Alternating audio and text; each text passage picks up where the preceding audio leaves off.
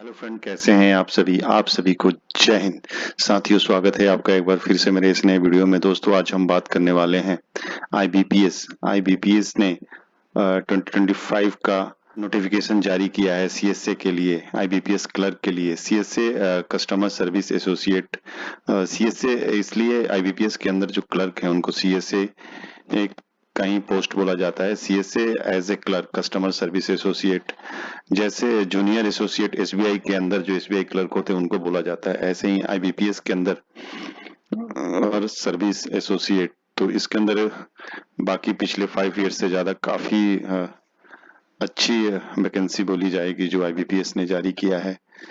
तो इसमें खासकर जनरल के अलावा एक सर्विसमैन के लिए क्या क्या चीज रहने वाला है उसके रिगार्डिंग में हम बात करने वाले हैं। जैसा कि मैं आपको बता रहा था कि IBPS CSA customer service associate का नोटिफिकेशन एक्चुअल में क्या है, मैंने ये पीपीटी बनाया है, इसी से मैं आपको समझाने की कोशिश करूंगा और इससे बड़ी आसानी से समझ में आ जाएगी। क्योंकि जो वो नोटिफिकेशन है आईबीपीएस का काफी पेज का है और अलग अलग उसमें एक सर्विसमैन के लिए, खासकर एक सर्विसमैन के अलग अलग जो कुछ पॉइंट है अलग अलग लिखे हुए हैं। तो मैंने इसके अंदर कोशिश की है कि जो भी इम्पोर्टेंट पॉइंट्स हैं एक सर्विसमैन के लिए, वो पॉइंट मैंने एक साथ रखा है और मैं आपको इसी से उस नोटिफिकेशन की सारा डिटेल आपको समझाने की कोशिश करूंगा। जैसा कि आप सभी जानते हैं कि कोई भी अगर हम फॉर्म फिल करते हैं तो उस नोटिफिकेशन के बारे में, उस कैटेगरी के बारे में पूरी जानकारी होनी चाहिए कि उसके अंदर क्या चीज है, क्योंकि आप उसी हिसाब से आप अपना तैयारी रखेंगे। तो मैं इस वीडियो में सबसे पहले इस नोटिफिकेशन, जो ये फॉर्म फिल करने के जो इम्पोर्टेंट डेट्स हैं और लास्ट तक जो इसमें नोटिफिकेशन में दिया गया है वो सारी डेट्स बताऊंगा। उसके बाद मैं बताऊंगा एज लिमिट कि जनरल कैटेगरी के लिए एज कितना और एक सर्विसमैन के लिए एज रिलैक्सेशन की बात कर लें तो उसका किस हिसाब से इसमें दिया हुआ है। इसमें कुछ एक सर्विसमैन के लिए, जैसे मैं आपको बता रहा था कि कुछ इन्होंने फॉलोइंग रूल्स करके दिया है अप्लीकेबल टू एक सर्विसमैन, तो उसके बारे में बात करेंगे। नेक्स्ट हम बात करेंगे एजुकेशन क्वालिफिकेशन क्या रहने वाली है एक सर्विसमैन के लिए और जनरल कैटेगरी के लिए भी क्या रहने वाली है। और जो ये सीएसए कस्टमर सर्विस एसोसिएट का जो पोस्ट है, जो क्लर्क का पोस्ट है, इसकी सैलरी किस हिसाब से काउंट होती है और कितने मिलने वाली है। उसके बाद इस वीडियो में सिलेक्शन प्रोसेस समझेंगे कि किस हिसाब से आईबीपीएस जो एग्जाम सीएसए का कराता है वो किस क्या क्या उसका सिलेक्शन मोड होता है उसके बारे में बात करेंगे। फिर उसके बारे में बात करेंगे जो टोटल वैकेंसी हम पहले ही इसके बारे में बात कर लेंगे कि टोटल वैकेंसी कितनी। उस टोटल वैकेंसी में अगर बात करें हम एक सर्विसमैन की टोटल वैकेंसी कितनी है जो अपने सर्विंग पर्सन है, डिफेंस पर्सनल जो अभी ऑलरेडी सर्विंग के अंदर हैं, ऑलरेडी जो सर्विस कर रहे हैं, अगर वो फॉर्म फिल करना चाहें तो उनके लिए क्या क्या चीज इसमें ध्यान देने वाली चीज है। उसके बाद जो अपने एक सर्विसमैन के लिए कुछ नियम हैं इसके अंदर, जैसे रूल वहां बताया गया तो वैसे ही ये भी है, तो इसके बारे में बात करेंगे और आपका एप्लीकेशन फी कितना लगना है। तो ये सारी चीजें इस वीडियो के माध्यम से समझने की कोशिश करेंगे। दोस्तों, सैनिक से जुड़ी सारी खबरों को जानने के लिए सब्सक्राइब का बटन दबाएं, बेल आइकन को प्रेस करें, ऑल का बटन दबाएं ताकि सारी लेटेस्ट जानकारी आप तक सबसे पहले पहुंचे। तो चलिए शुरू करते हैं इस वीडियो को। और वीडियो शुरू करने से पहले मैं ये बताऊंगा कि वीडियो आप लास्ट तक देखें, क्योंकि एक एक पॉइंट अगर आपको एक बार पता चल जाएगा तो बार बार आपको वीडियो देखने की जरूरत नहीं पड़ेगी और ना ही किसी से पूछने की जरूरत है कि आपकी जो आईबीपीएस क्लर्क में जो एजुकेशन क्वालिफिकेशन खासकर क्या माने रखता है और इसमें और क्या क्या पॉइंट होते हैं जो एक सर्विसमैन के लिए होते हैं, जो एक सर्विसमैन को पर्सनली पता होना चाहिए। तो मैं ये सारी चीज कवर करूंगा। तो चलिए शुरू करते हैं इस वीडियो को और आगे देखते हैं क्या क्या चीज है। तो जैसा कि मैं बता रहा था इम्पोर्टेंट डेट्स के बारे में, तो ये ऑनलाइन रजिस्ट्रेशन और ऑनलाइन फॉर्म फिल 1 अगस्त से शुरू हो गया है और ये 21 अगस्त तक फॉर्म का ये विंडो ओपन रहेगा ऑनलाइन फॉर्म का। नेक्स्ट बात कर लेते हैं, सेम वही जैसे ही आप फॉर्म फिल करते हैं तो आप पेमेंट कर दीजिए। पेमेंट को आप उसी टाइम फी जो है, एप्लीकेशन फी है, उसको भर दीजिए। क्योंकि हो सकता है कि आप भूल जाएं, आप सोचे कि फॉर्म फिल हो गया है और लास्ट टाइम अगर आप पेमेंट नहीं किएंगे तो वो फॉर्म कैंसिल कर दिया जाता है। तो आप इस चीज का खास ध्यान रखें। सेम डेट है तो आप जिस दिन फॉर्म फिल करते हैं, मेरा मानना है कि हम जिस दिन फॉर्म फिल करते हैं तो आप जो उसका एप्लीकेशन फी है उसी टाइम पे कर दें, क्योंकि बाद में हो सकता है कि आप भूल जाएं, हो सकता है कि आपका ध्यान न रहे कि आपने फॉर्म तो भरा होगा लेकिन आपने पेमेंट नहीं किया होगा, डेट इसका निकल चुका होगा, तो आप कुछ नहीं कर पाएंगे, आपका रिजेक्ट कर दिया जाएगा। तो इस चीज का आप खास ध्यान रखें। इसमें एडिट विंडो का भी है ऑप्शन, तो ये भी जैसे ही इसमें इन्होंने बोला कि after closure of registration will be notified on official IBPS website, जैसे ही इसके फॉर्म फिल और रजिस्ट्रेशन हो जाते हैं तो आप मॉनिटर करते रहिए जो आईबीपीएस की ऑफिशियल वेबसाइट है। नेक्स्ट हम बात करेंगे, इसमें इन्होंने बोला है कि इसका प्री एग्जाम ट्रेनिंग भी चलाएंगे, पीईटी, तो ये सितंबर मंथ में बोला गया है। तो डेट वगैरह आप टाइम टू टाइम जैसे फॉर्म फिल कर रहे हैं तो इसकी जो आईबीपीएस की ऑफिशियल वेबसाइट है टाइम टू टाइम चेक करते रहें। उसके बाद इन्होंने बोला है कि download for call letters for online examination, जो प्रीलिमिनरी जो आपका एग्जाम होना है, जो फर्स्ट आपका एग्जाम होना है, CBT 1 होना है, उसके लिए भी इन्होंने सितंबर में बताया है। डेट एग्जैक्ट नहीं बताया है, मंथ जरूर इन्होंने इसमें बता रखा है कि सितंबर 2025। ऑनलाइन एग्जामिनेशन जो है आपका CBT 1 है, प्रीलिमिनरी जो एग्जाम है अक्टूबर 2025 में इस नोटिफिकेशन में बताया गया, और रिजल्ट जो है इसका CBT 1 का नवंबर में जारी कर दिए जाएंगे। फिर जिनका CBT 1 क्लियर हो जाता है, जो प्रीलिमिनरी पास हो जाते हैं, उनके लिए सेम नवंबर के अंदर ही आपको कॉल लेटर, एडमिट कार्ड जारी किए जाएंगे मेंस के लिए। और mains exam online examination CBT 2 जिसको बोल सकते हैं, नवंबर 2025 में, और फाइनल आपका मार्च 2026 में कर दिया जाएगा। तो ये नोटिफिकेशन की एक्टिविटीज और टेंटेटिव शेड्यूल है। तो फॉर्म फिल तो शुरू हो गया है, तो आप इसको टेंटेटिव नहीं बोलेंगे क्योंकि ऑलरेडी ये इस डेट से शुरू हो गया फॉर्म फिल करना। तो आप लास्ट डेट का वेट ना करें, क्योंकि आपका फॉर्म फिल करते टाइम आप जो सेंटर चूज करेंगे तो हो सकता है कि आपको वो सेंटर ना मिले। तो जो फर्स्ट में फॉर्म अप्लाई करेंगे तो उनकी जो चॉइस सेंटर मिल सकते हैं, जैसे पहले आओ पहले पाओ वाली कहानी है।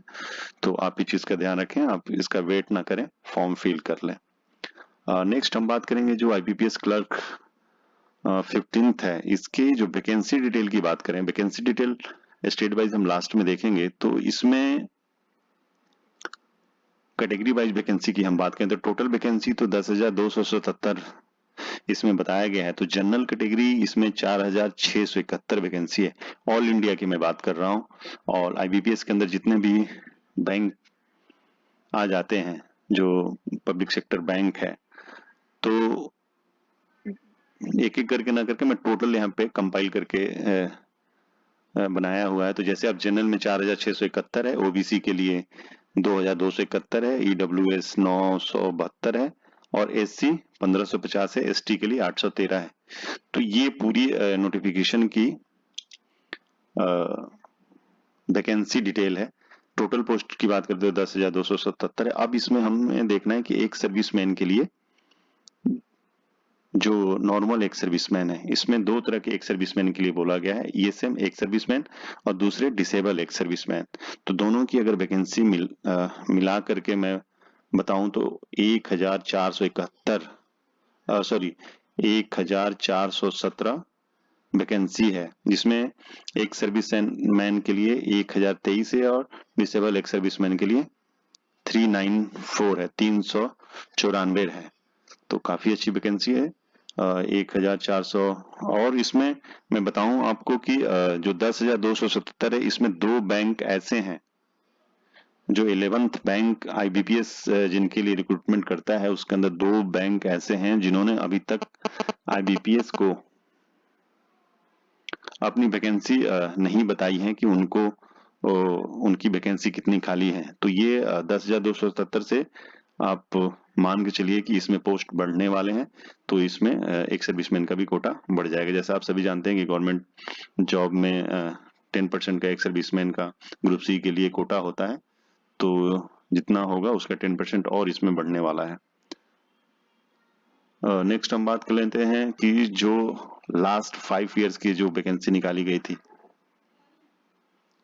लास्ट जो 5 इयर्स की वैकेंसी थी उसकी अपेक्षा में जैसे आप स्क्रीन पे देख रहे हैं 2025 की काफी ज्यादा वैकेंसी है, 10,277 वैकेंसी। और जैसा मैं आपको बता रहा था कि जो 2 बैंक हैं, वो उस बैंक को आगे मैं बताऊंगा भी कि कौन से 2 बैंक हैं जिनकी वैकेंसी अभी तक आई नहीं है।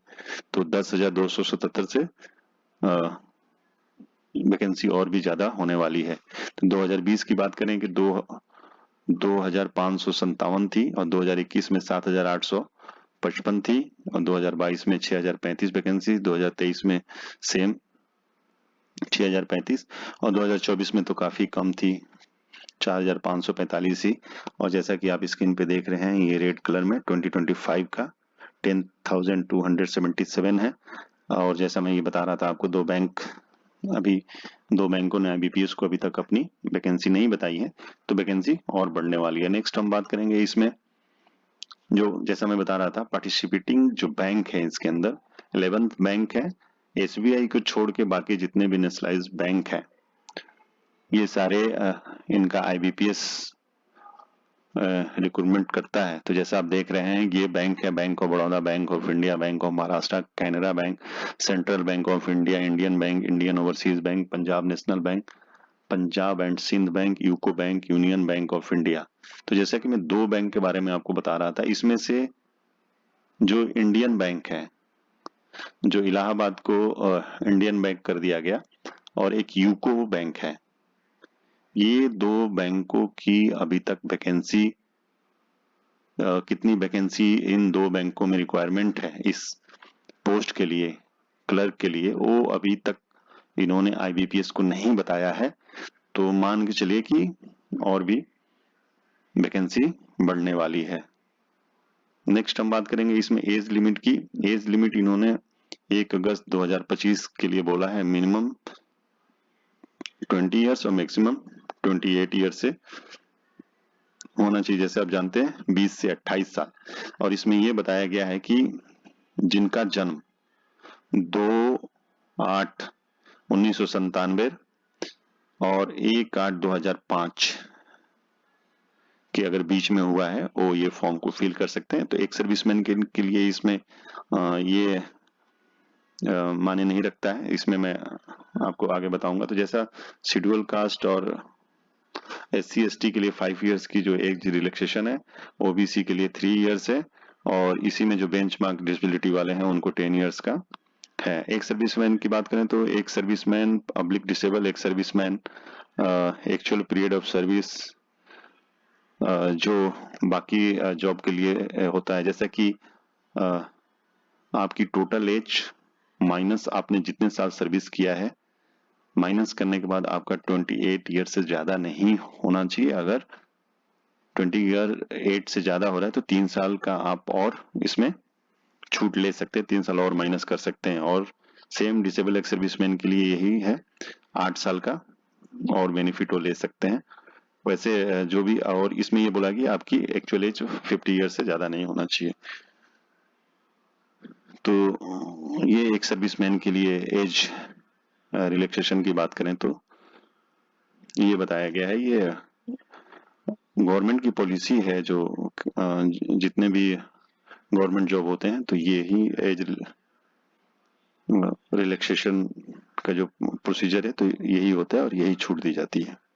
नेक्स्ट हम इसमें बात कर लेते हैं कुछ पॉइंट्स। इसमें जैसे मैं बोल रहा था कि इसमें इन्होंने, जैसे कि फर्स्ट पैराग्राफ की बात करें तो इसमें इन्होंने ये बोला है कि अगर एक सर्विसमैन ऑलरेडी एक सर्विसमैन कोटे में कोई गवर्नमेंट जॉब जैसे ग्रुप सी और टी का जॉब अगर उस एक सर्विसमैन का बेनिफिट ले लेता है, एज रिलैक्सेशन और बाकी जो उस पोस्ट में, तो इसमें ये बोला गया है कि दूसरी बार उसको इसका बेनिफिट्स नहीं दिए जाएंगे।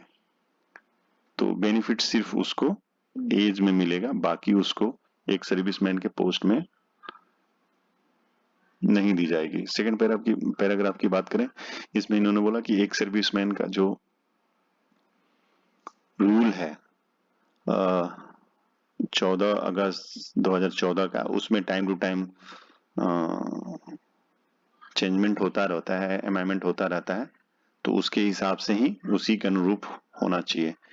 तीसरे पैराग्राफ में ये बताया गया है, यहाँ पे इन्होंने ये बोला है कि जो भी armoured forces army, navy, air force के जो डिजायर्स सर्विसमैन हैं, जो ऑलरेडी अभी जॉब पे हैं, अंडर एक सर्विसमैन कैटेगरी में अगर वो फॉर्म फिल करना चाहते हैं तो फॉर्म फिल कर सकते हैं, बशर्ते उनको पिछले अगले साल इन्होंने डेट बताया कि उससे पहले आपको रिटायरमेंट होना पड़ेगा। 20/8/2026 से पहले आपको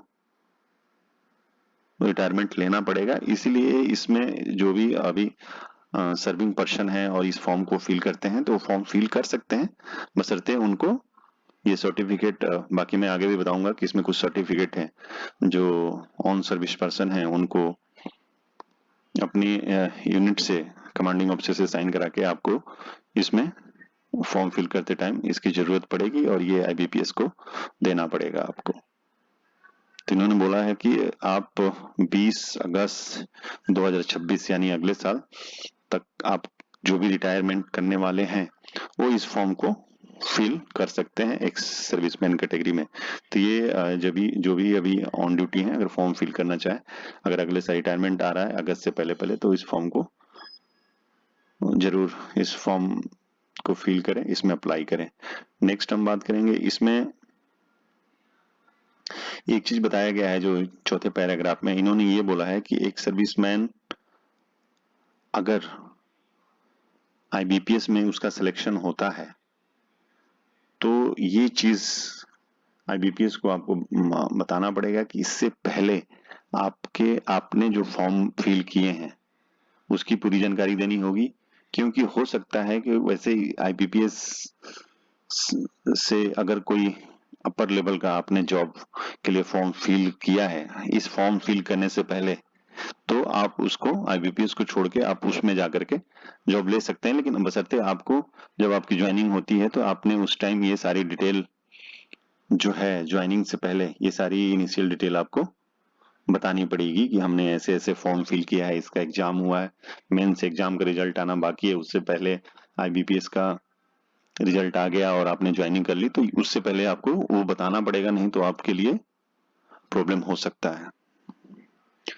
नेक्स्ट इसमें हम बात करेंगे जो डिफिनेशन ऑफ एक सर्विसमैन के लिए। तो एक सर्विसमैन का डिफिनेशन वही है, एक जो लेटर 1986 का है, जो होम मिनिस्ट्री का लेटर है, तो इसमें ये बताया गया है कि उसी को एक सर्विसमैन बोला जाएगा। तो जैसे मैं आपको बताना चाहूँ कि एक सर्विसमैन की कैटेगरी में 15 साल सर्विस कंप्लीट होना चाहिए, और एक सर्विसमैन आर्मी, नेवी, एयरफोर्स, इसका अगर ये नोटिफिकेशन देखेंगे गृह मंत्रालय का तो ये चीज उसमें क्लियर किया गया है। दूसरे पैराग्राफ में देखेंगे, इसमें लिखा है disable ex serviceman, DEESM, ex serviceman who is willing serving the armoured forces of the union was disabled in operation against the enemy और इन डिस्टर्बेड एरिया। तो इसमें इन्होंने ये बोला है कि भूतपूर्व सैनिक हुए हैं, जो भी सशस्त्र बल के, जो अपने आर्मी, एयरफोर्स, नेवी के जो हुए हैं, उसमें बताया गया कि ये जो डिसेबल्ड हुए हैं तो ये ऑपरेशन के दौरान हुए हैं, किसी या फिर अशांत क्षेत्र में अभियान के दौरान हुए हैं, डिस्टर्ब जो एरिया है उसमें हुए हैं, तो उन्हीं को ये इसका बेनिफिट दिया जाएगा, उन्हीं को ये डिसेबल एक्स सर्विसमैन मानेंगे। इसमें एक चीज मैंने अभी नोटिफिकेशन में देखा, जो ये लास्ट पैराग्राफ में लिखा हुआ है, dependents of serviceman killed in action, जो सैनिक शहीद हो जाते हैं, इसमें कुछ इन्होंने पॉइंट दिए हैं, जैसे कि युद्ध के दौरान या कोई युद्ध जैसे ऑपरेशन के दौरान जो शहीद हो जाते हैं, या पाकिस्तान या किसी अन्य देश के साथ युद्ध के दौरान शहीद हो जाते हैं। और इसमें नागालैंड, मिजोरम आदि जैसे जगह हैं, अगर वहां पे उग्रवाद के विरोध माहौल में अगर जो भी अपने सैनिक हैं अगर वहां पे शहीद हो जाते हैं, उनके आश्रितों के लिए, उनके डिपेंडेंट के लिए भी आईबीपीएस की तरफ से फॉर्म फिल करने के लिए इस नोटिफिकेशन में बताया गया, वो भी फॉर्म फिल कर सकते हैं। बशर्ते जैसे कि अगर जो अपने शहीद हैं उनके बच्चे हो सकते हैं, उनकी वीर नारी हो सकती हैं, या कोई ऐसा डिपेंडेंट जो परिवार का जो सहायता करता हो, तो वो इस फॉर्म को फिल कर सकते हैं। बशर्ते उसमें ये बोला गया है कि एजुकेशन क्वालिफिकेशन और एज रिलैक्सेशन में उनको छूट नहीं दी जाएगी, बाकी उनको फॉर्म भरने के बाद उनकी कैटेगरी अलग और उनके लिए कोटा इसके अंदर दिया गया है, तो वो भी फॉर्म फिल कर सकते हैं जो भी शहीद परिवार के डिपेंडेंट हैं, जो शहीद के आश्रित हैं। तो ये काफी अच्छी है इस आईबीपीएस की तरफ से, तो इसका आप भी ध्यान रखें। अगर कोई आपके आसपास ऐसा है परिवार, तो आप जरूर ये चीज बताएं कि उनको भी इसका लाभ मिल सके। नेक्स्ट हम बात करें एजुकेशन क्वालिफिकेशन की। इसमें एजुकेशन क्वालिफिकेशन ये बताया गया है कि 21 अगस्त 2025 तक ये आपकी पूरी होनी चाहिए। इसमें ग्रेजुएशन यानी ग्रेजुएशन की जो है किसी भी यूनिवर्सिटी से, गवर्नमेंट ऑफ इंडिया से आपके स्नातक किए होना चाहिए। और नेक्स्ट हम बात करेंगे कि जो आपका मार्कशीट होगा उसमें जो डिग्री सर्टिफिकेट होगी उसके अंदर आपको जो ग्रेजुएशन का जो है, जब आप रजिस्ट्रेशन करेंगे तो उसमें परसेंटेज मार्क्स आपको दिखाना पड़ेगा, तो इस चीज का आप ध्यान रखिएगा। ये चीज होना चाहिए, तो मार्कशीट होना चाहिए कि आप कितने परसेंट से पास हुए हैं। नेक्स्ट इसमें बात एजुकेशन की क्वालिफिकेशन में बताया गया, जो तीसरे पैराग्राफ में लिखा हुआ है, इसमें आपका एलएलपीटी लोकल लैंग्वेज प्रोफिशिएंसी टेस्ट के बारे में बताया गया है। अगर आप जिस स्टेट के हैं, जिस स्टेट से आपने 10th किया है, अगर आप उसी स्टेट से फॉर्म फिल करते हैं तो आपका ये एलएलपीटी नहीं होगा। अगर आप अदर स्टेट या अदर जो अपने आप या अदर स्टेट या अदर जो अपने केंद्र शासित प्रदेश हैं यूटी, वहां से फॉर्म फिल करते हैं तो आपको लोकल लैंग्वेज टेस्ट जो है देना पड़ेगा। तो ये चीज तीसरे पैराग्राफ में बताया गया है। चौथे पैराग्राफ में ये बताया कि आपको कंप्यूटर की नॉलेज होना चाहिए। तो कंप्यूटर आजकल सारे मोबाइल अगर यूज कर रहे हैं तो ये नॉर्मल चीज है कि कंप्यूटर सबको चलाना आना चाहिए, और इसमें ये बोला गया कि एक सर्टिफिकेट आपको दिखाना पड़ेगा। नेक्स्ट हम बात कर लें लास्ट में पैराग्राफ 5 में बात करेंगे। इसमें एक सर्विसमैन के लिए बोला गया कि एक सर्विसमैन अगर ग्रेजुएशन नहीं किए हैं, अगर सिविल में ग्रेजुएशन नहीं किए हैं, तो उनको जो 15 साल सर्विस के बाद उनको एक आर्मी ग्रेजुएशन सर्टिफिकेट दिया जाता है, आर्मी स्पेशल सर्टिफिकेट। ये यहाँ पे मान्य है। जो आर्मी, नेवी, एयरफोर्स के जो भी एक सर्विसमैन हैं जो 15 साल सर्विस करने के बाद रिटायर होते हैं, तो जैसा आप सभी जानते हैं सबको एक आर्मी ग्रेजुएशन सर्टिफिकेट दिया जाता है, आर्मी, जिसको आर्मी स्पेशल सर्टिफिकेट भी बोलते हैं। तो ये यहाँ पे मान्य है। इस चीज को मैं बार बार दोहरा रहा हूँ कि ये कई चीज ये बातें हो सकता है कि किसी को ना मालूम हो कि इस बैंक के क्लर्की जॉब में इसकी मान्यता है कि नहीं है। तो ये क्लियर इस नोटिफिकेशन में लिखा हुआ है कि ये मान्यता है। ये जो सर्टिफिकेट रिकॉर्ड से आर्मी स्पेशल सर्टिफिकेट जो मिलता है, ये इस पोस्ट के लिए मान्यता है। तो जिसके पास भी अगर ये सर्टिफिकेट है तो आप फॉर्म को जरूर फिल करें। और ये सर्टिफिकेट सिर्फ आईबीपीएस में नहीं, आपके एसबीआई क्लर्क के लिए भी होता है और एसएससी के लिए भी, जितने भी पोस्टें हैं उनके लिए भी ये मान्य है। ग्रुप सी और डी लेवल की बात कर रहे हैं, तो ग्रुप सी और डी में ये ग्रेजुएशन सर्टिफिकेट की वैल्यू है, तो आप इस चीज को जानें और इस फॉर्म को फिल करें। नेक्स्ट हम बात कर लेते हैं, इसमें पे स्केल की बात कर लेते हैं। तो जैसे ये बेसिक इसी हिसाब से नोटिफिकेशन में दिया गया है 2450, फिर 1340/3 ईयर्स, तो ऐसे बेसिक आपकी बढ़ती जाएगी। तो मैं ये एक यहाँ पे समझाने की कोशिश की है, तो आप इसको एक बार पढ़ लीजिएगा। लास्ट में आपकी 20 साल सर्विस तक 64,480, ये तो बेसिक है। इसके अलावा आपको HRA मिलेगा, TPTL मिलेगा, फिर उसके बाद आपके कुछ बैंक्स के कुछ और चीजें हैं। तो ये सारी चीजें आपको जो गवर्नमेंट जॉब में मिलते हैं वो सारी चीजें इसके ऊपर मिलेगी। जो आपका ये बेसिक पे आपका जो भी DA होगा वो मिलेगा, बाकी ये सारी चीजें मिलेगी जो बाकी गवर्नमेंट जॉब में मिलती है। और एक सर्विसमैन की बात करें तो इसमें पे प्रोटेक्शन है, जिस बेसिक पे आप आएंगे आपको उसी हिसाब से उसी बेसिक पे आपका पेमेंट सेट होगा। तो एक सर्विसमैन के लिए इसमें पे प्रोटेक्शन है। नेक्स्ट हम बात करेंगे, इसमें जो एप्लीकेशन फी लगने वाला है, ये एप्लीकेशन फी 175 जो है ये आपके SC ST PWD और एक सर्विसमैन डिसेबल एक्स सर्विसमैन को 175 रुपये फी देना है। और बाकी जितने भी कैटेगरीज हैं जो उसमें नहीं बताया गया, तो 850 रुपया आपको फॉर्म फिल करते टाइम ही ऑनलाइन पेमेंट करना है। तो आप फॉर्म फिल करते टाइम में पेमेंट देकर फी पेमेंट करके क्लियर कर दीजिए। जैसे मैं आपको शुरू में बता रहा था कि इसमें कई बार ऐसा होता है कि पेमेंट बाद में करेंगे, तब तक डेट निकल जाता है, आप सोचते हैं कि हमने तो पेमेंट कर दिया है, लास्ट में आप चेक करेंगे तो आपका जो एप्लीकेशन है रिजेक्ट हुआ मिलता है।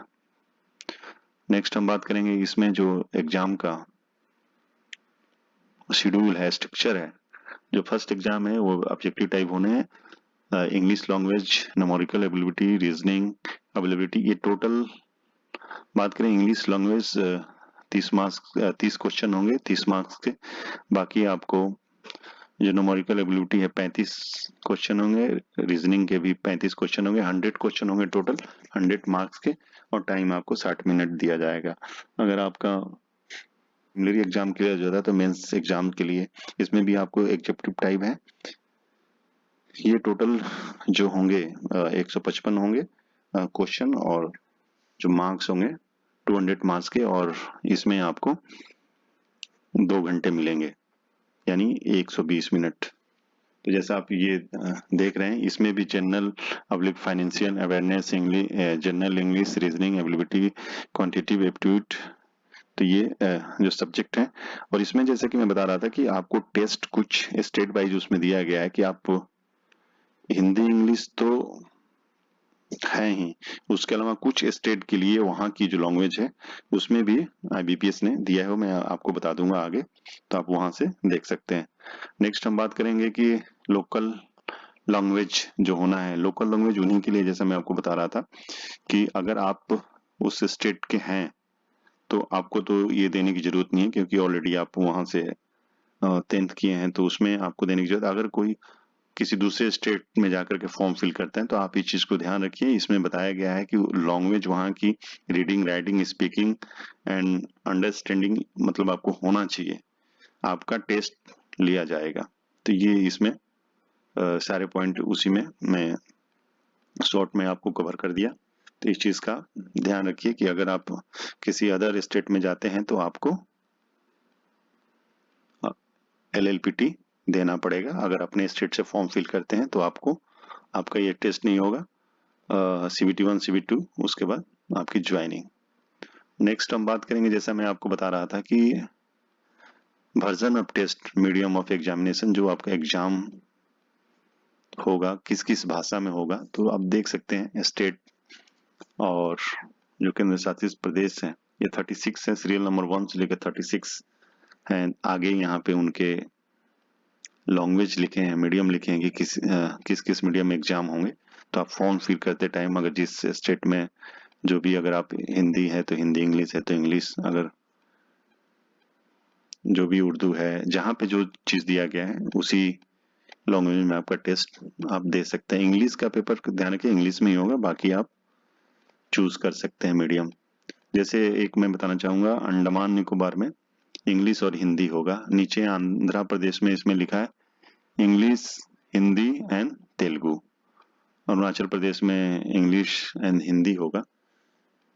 तो ये चीज का आप ध्यान रखिएगा जब भी फॉर्म फिल करते हैं, तो मीडियम जरूर भरना होता है, तो आप उसको चूज कर सकते हैं या एग्जाम देते टाइम आप उसको सिलेक्ट कर सकते हैं। नेक्स्ट हम बात करेंगे, इसमें सर्विंग पर्सनल के लिए है। तो कुछ इसमें परफॉर्मा दिया गया है। वो परफॉर्मा आपको, एक तो आपको पर्सनल जो है सर्टिफिकेट है वो आपने पर्सनल अंडरटेकिंग सिग्नेचर करके देना है। दूसरा जो है बी परफॉर्मा, आपको जैसे एनओसी होता है वैसे एनओसी आपके कॉम्पिटेंट अथॉरिटी जो आपके कमांडिंग अफसर या जो भी वहाँ के हैं वहां से सिग्नेचर करके लेकर के आना है। दूसरा आपने खुद अंडरटेकिंग देना है। वही सारी चीजें जैसे हम पहले बता रहे थे कि आप 20/8/2026 से पहले पहले आप रिटायर हो रहे हैं, ये सारी चीजें हैं उसके अंदर। तो ये फॉर्म देना, एक सर्विसमैन को इसमें परफॉर्मा ए भर के देना है।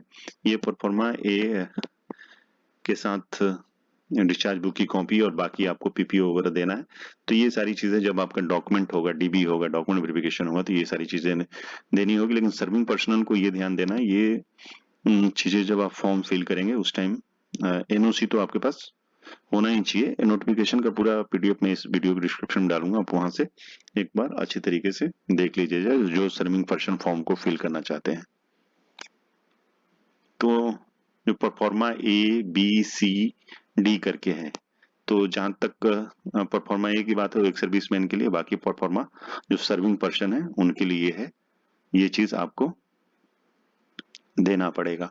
नेक्स्ट हम बात करेंगे इसमें परफॉर्मा ए, जैसा आप स्क्रीन पे देख रहे हैं, नोटिफिकेशन में भी है, आप ये वहां से देख सकते हैं। परफॉर्मा बी है, इस फॉर्मेट में होगा। ये परफॉर्मा सी है जो इंडिविजुअल खुद जो है सर्विंग पर्सन ये साइन करके देना है। नेक्स्ट है परफॉर्मा डी, ये भी आपके कॉम्पिटेंट अथॉरिटी की तरफ से साइन करके ला करके देना है। जैसे ये कर लेते हैं, जो एक सर्विसमैन के लिए स्टेट वाइज वैकेंसी, एक तो वैकेंसी जब आप नोटिफिकेशन देखेंगे तो अलग अलग करके दिया है, ये मैंने कंपाइल किया है। उस वैकेंसी में आप देखेंगे कि बैंक वाइज जो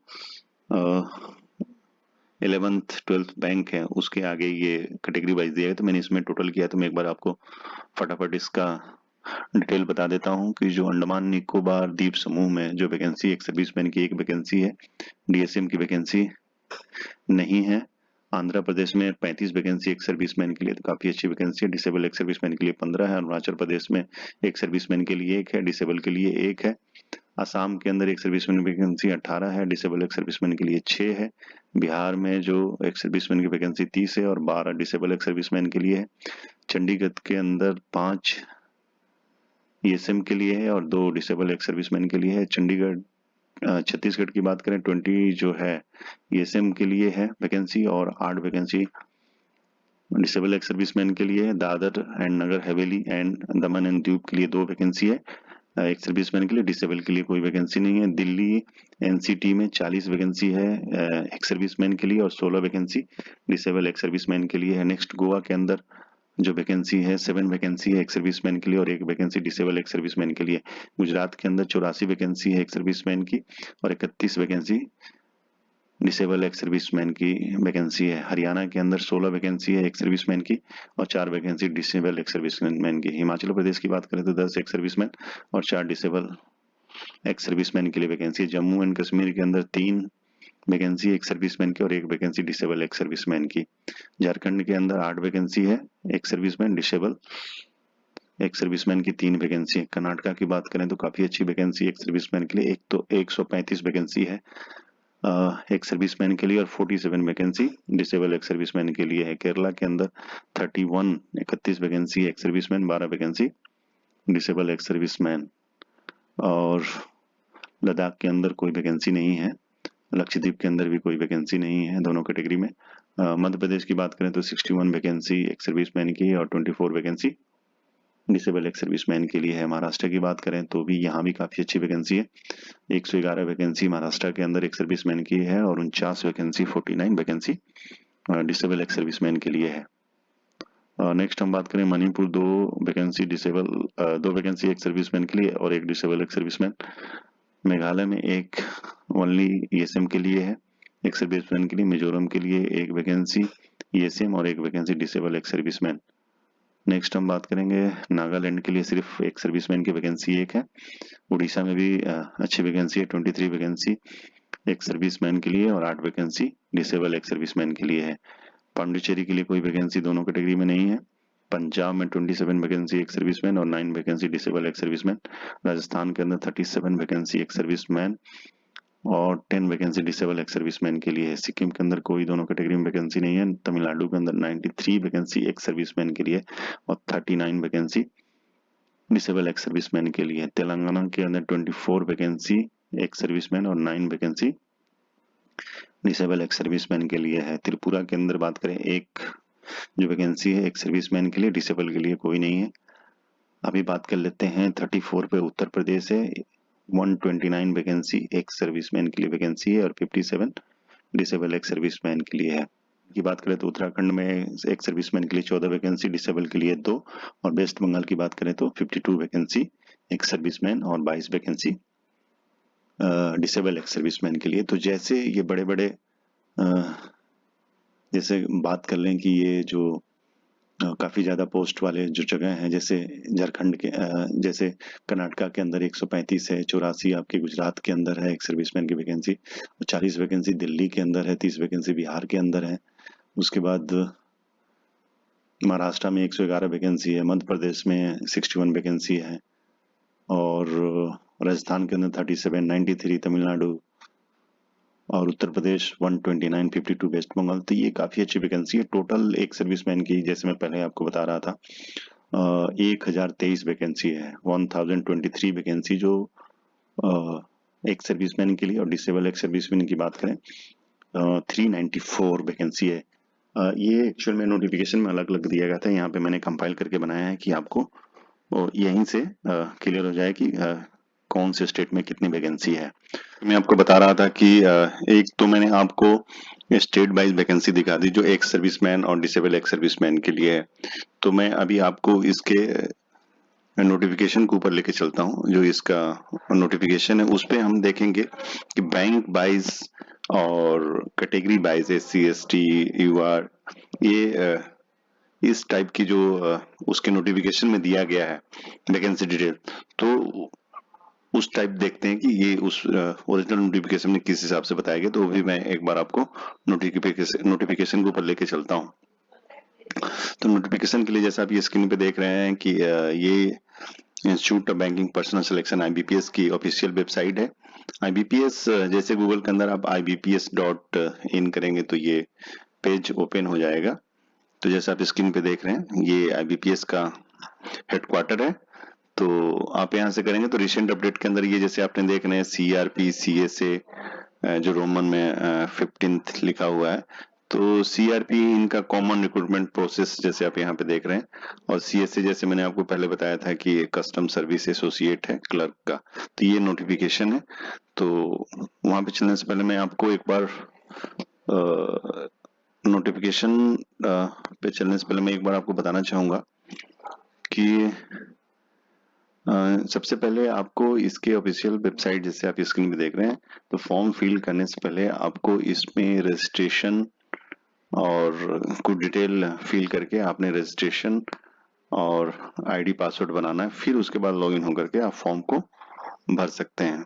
जैसे मैं आपको बताना चाहूंगा कि ये है वो प्रोसेस। यहाँ से आने के बाद आपको यहाँ पे जैसे ये दिख रहा है click here to new registration, तो जो अगर ऑलरेडी पहले से इसके अंदर लॉगिन है तो आप यहाँ से लॉगिन होकर के ID पासवर्ड से आप लॉगिन होकर के आप फॉर्म फिल कर सकते हैं, या फिर जो नए रजिस्ट्रेशन जो नए हैं आप यहाँ से न्यू रजिस्ट्रेशन को क्लिक करके आप ये कुछ डिटेल हैं ये डिटेल फिल करने के बाद आपको सेव नेक्स्ट एंड करना है। ये सारा डिटेल आपको तसल्ली पूर्वक करना है, क्योंकि रजिस्ट्रेशन एक बार करने के बाद आप जब भी इसका फॉर्म भरेंगे तो उसी रजिस्ट्रेशन आईडी और पासवर्ड से भरेंगे। जैसे इसमें आपने देख रहे हैं कि बेसिक इन्फॉर्मेशन आपने डालनी है, फर्स्ट नेम, जो आपका मिडिल नेम, लास्ट नेम, और ये तो यहाँ पे आपका फुल नेम शो हो जाएगा, मोबाइल नंबर डालने हैं, और ये दो इसलिए दिए गए कि आपको कंफर्म करना है, फिर अल्टरनेट नंबर भी डालना है, ईमेल आईडी, उसके बाद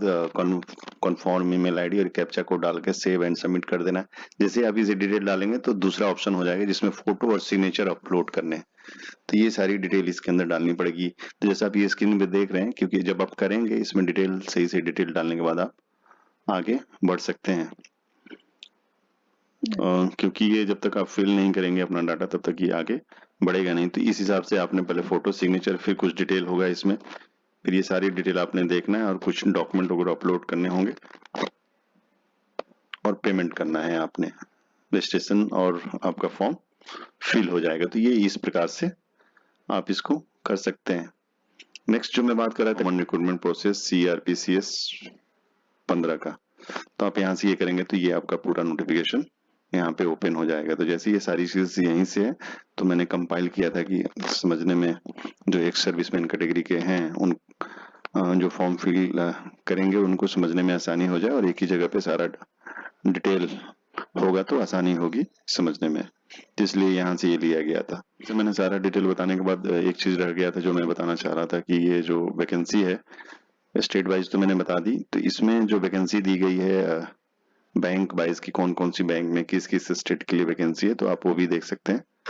तो मैं आपको बताना चाहूंगा, ये है वो एनेक्चर 1 वैकेंसी अंडर CRPCSA 15, जो ये इंडेंट है ये है। जैसे आप अंडमान निकोबार स्टेट का देख रहे हैं, ये वो बैंक है जो 12 बैंक, ये इसके अंदर जिस स्टेट में जो वैकेंसी है ये दिया गया है। तो आप देख सकते हैं कि कौन सी बैंक की कौन सी कैटेगरी में, SC में ST है, OBC है, EWS है, UR है, और टोटल वैकेंसी भी देख सकते हैं बैंक वाइज, और टोटल वैकेंसी है लास्ट में स्टेज वाइज भी देख सकते हैं और कैटेगरी वाइज भी देख सकते हैं। तो यहीं से ये सारा डिटेल लिया गया था। जैसे आप देख रहे हैं एक सर्विसमैन, तो जो भी जिस स्टेट से फॉर्म भर रहा है इसको एक बार जरूर देखें, उस स्टेट के जो इंडेंट है ये बैंक वाइज ये देखें। जैसा मैं एक शुरू में ही बताया था कि 2 बैंक ऐसे हैं जिन्होंने अपना डिटेल अभी तक नहीं दिया है।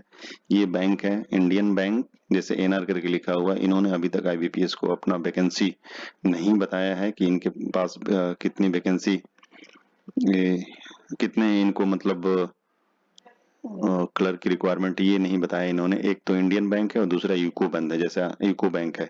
तो ये जैसा आप देख रहे हैं ये हर एक स्टेट में मिलेगा।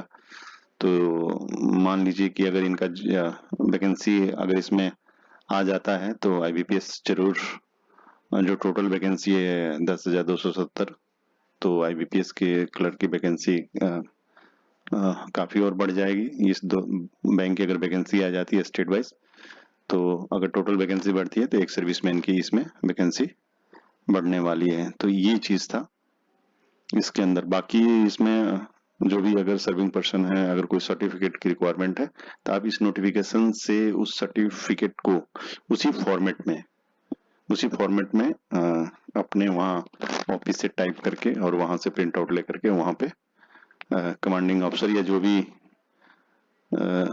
अथॉरिटी है, कॉम्पिटेंट अथॉरिटी है, उनसे आप साइन करा के आप अपने पास रख सकते हैं। तो जो ऑन ड्यूटी पर्सन है ये खासकर ध्यान रखें कि उनको अगस्त, जो डेट उसमें दिया अगस्त 2026 से पहले जॉब से अगर रिटायर हो रहे हैं वो भी फॉर्म को फिल कर सकते हैं। बात कर लें एक चीज और इसमें बताना रह गया था, जैसे ये स्टेज बाय कोड दिया गया, जब आप फॉर्म फिल करेंगे तो आप उसमें कोड डालना है स्टेट का। तो जो भी जिस स्टेट के लिए फॉर्म फिल कर रहा है तो ये कोड को अपने नोट करने के बाद जब फॉर्म फिल करते हैं तो ये चीज आपको डालना पड़ेगा। जैसे कि 11th दिया है अंडमान एंड निकोबार का और 12th दिया है आंध्र प्रदेश, ऐसे ही करके सब ये आप एक एक करके देख सकते हैं। तो जो भी जिस स्टेट से है, तो इस नोटिफिकेशन का पूरा नोटिफिकेशन का लिंक मैं इस वीडियो के डिस्क्रिप्शन में डालूंगा। आप वहां से किसी चीज की अगर आपको जरूरत है तो आप वहां से देख सकते हैं। अगर पूरा नोटिफिकेशन आपने पढ़ना है, वैसे सबको पढ़ना चाहिए, पूरा नोटिफिकेशन के बाद ही आपने फॉर्म को फिल करना है। तो ये आप देख सकते हैं, और इसमें ये भी बताया गया है कि स्टेट वाइज जो आपके सेंटर होंगे, एग्जामिनेशन सेंटर, उसके भी नाम लिखें। जो प्रिलिमिनरी एग्जाम होगा और मेंस एग्जाम होगा तो कहाँ कहाँ सेंटर आपके पढ़ सकते हैं, तो ये चीज़ आप यहाँ से देख सकते हैं। लैंग्वेज के लिए मैंने बता ही दिया कि जो आपका लैंग्वेज होगा लोकल लैंग्वेज, तो इस हिसाब से आप ध्यान रखिएगा।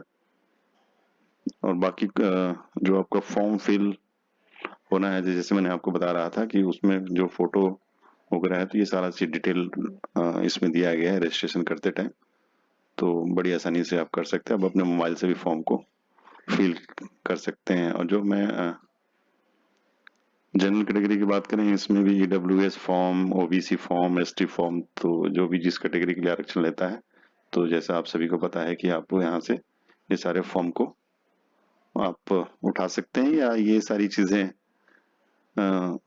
आप प्रिंट आउट करके इस फॉर्म को फिल करके आप अपने पास रख सकते हैं या सबमिट कर सकते हैं। तो देखिए ये पेज 71 पेज का पूरा नोटिफिकेशन है। तो मेरे तरफ से ये सारा नोटिफिकेशन कवर हो चुका है। अगर इसमें कुछ रह जाता है तो आप नोटिफिकेशन का लिंक इस वीडियो के डिस्क्रिप्शन में मिल जाएगा, तो आप यहाँ से देख लीजिएगा। तो इस वीडियो के लास्ट में मैं यही कहना चाहूँगा, अगर आप इस चैनल पर नए हैं तो चैनल को सब्सक्राइब करें। अगर ये वीडियो आपको अच्छी लगी लाइक, शेयर और कमेंट जरूर करें। शेयर इसलिए करें कि ये जानकारी और भी एक सर्विसमैन के पास पहुंचे और इस फॉर्म को फिल करने में उनकी मदद मिले। तो इस वीडियो में बस इतना ही। वीडियो में लास्ट तक बने रहने के लिए आपका बहुत बहुत धन्यवाद। Thank you. जय हिंद।